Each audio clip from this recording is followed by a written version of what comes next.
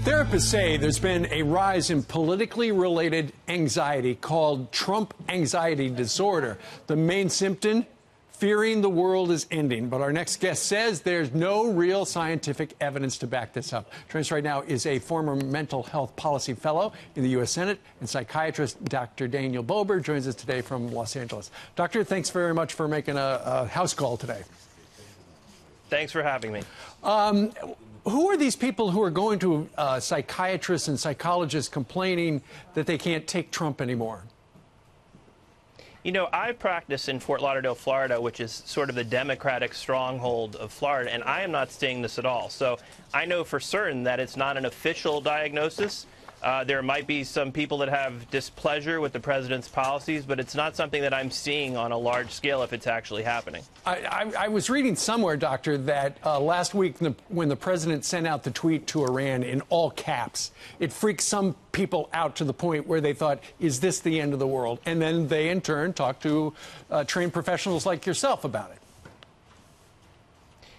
You know, they may have had some underlying anxiety to begin with, but it really depends on your perspective, right? Politics is about perception. It's about the world and how you see, and the lens through which you see it.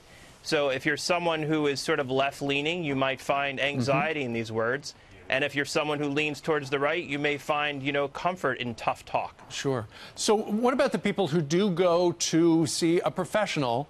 Do they just want to talk it out, or do they want a pill that they can take until the end of the Trump years?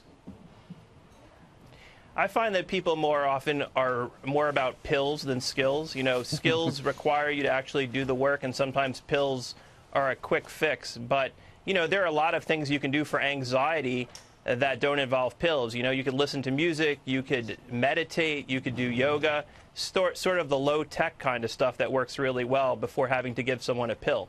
Doctor, do you find that people who are more invested in politics are more likely to have anxiety when somebody they don't particularly like is in a position of power?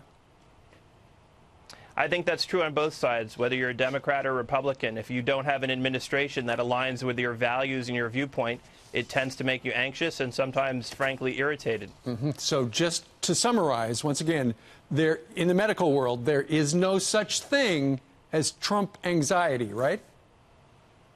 It's sort of partisan pop psychology. There's no official diagnosis of Trump anxiety. There may be people who are anxious, but there's no Trump anxiety on a large scale and in any official capacity anyway. Okay, you can't find it in a book today.